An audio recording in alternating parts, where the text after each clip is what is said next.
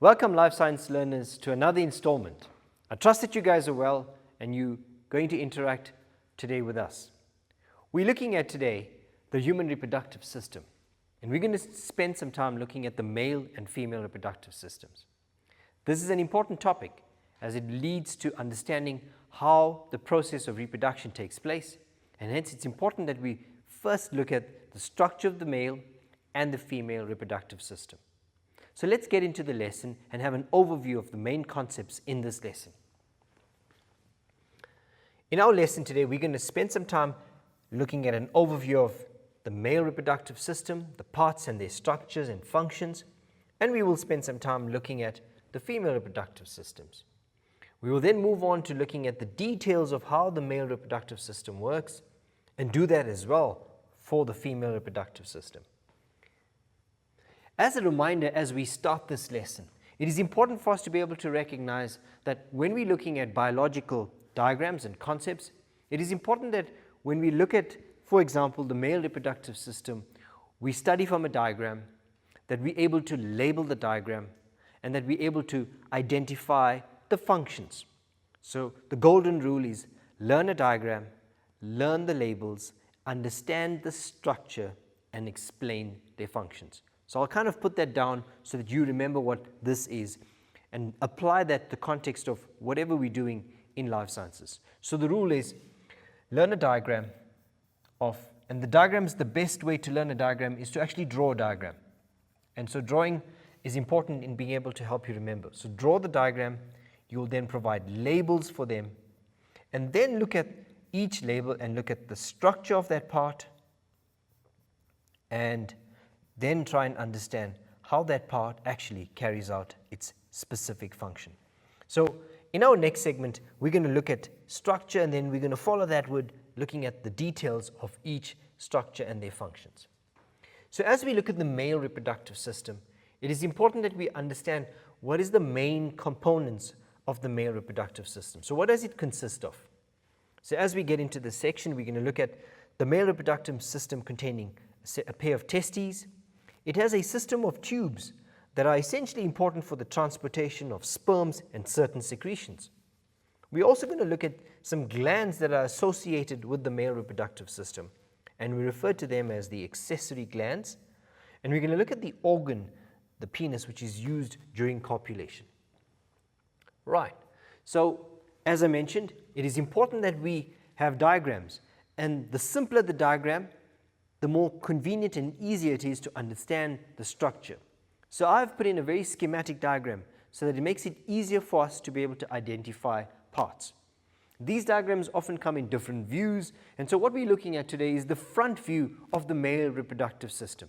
And as we look at this, it's important that we try and recognize, firstly, what are the parts, and then we will look at the structure and their function. So let's look at just identifying the parts. So as I said, the male reproductive system consists of a pair of testes which we find located in a sac that extends below the lower abdomen, and that is the scrotum. So we find that the testes are suspended in a sac, and that's called a scrotum. We have a pair of the testes. These in turn produce secretions and sperms, and they are transported via a tube called the sperm duct, or in some textbooks, it's referred to as the vas deferens.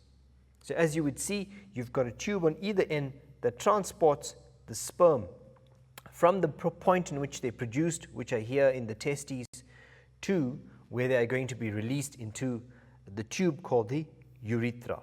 So we have a common tube called the urethra that carries both secretions from the testes as well as urine from the bladder. So it's a common tube that carries both semen as well as urine. So that's the urethra.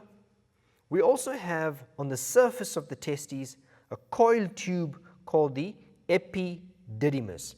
And so if we look at both the testes, we're seeing a coiled tube on the surface of the testes. The structure and function of that will be discussed in detail as we move into the next part of it.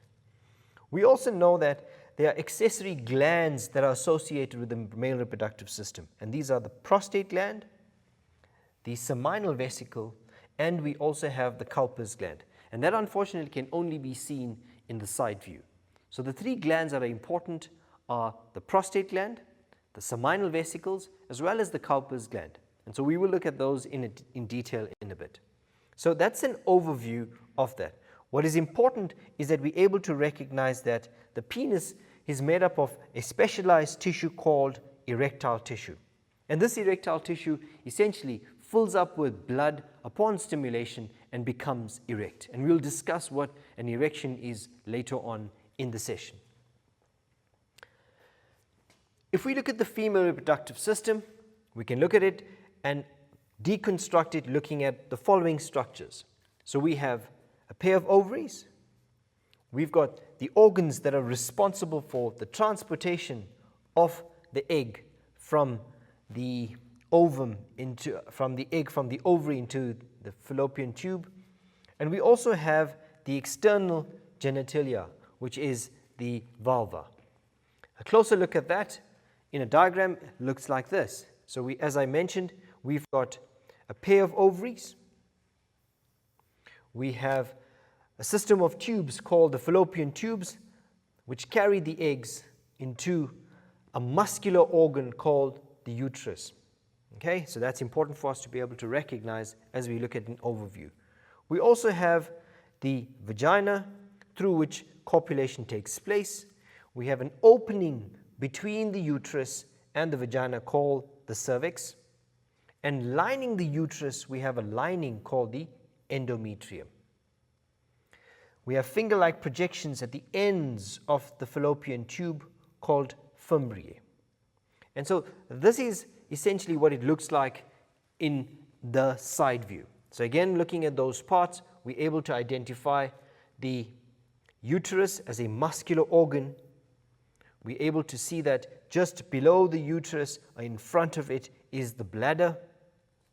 We have an opening called the urethra, which is different to the male reproductive system, which is a separate tube in the females.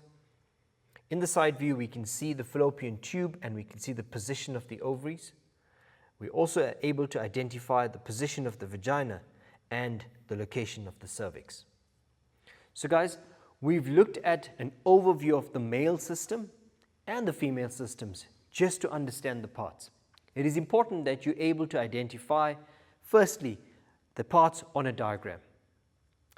In our next segment, we're going to look at each structure, its adaptation for its function, and we'll discuss more details around how these parts work.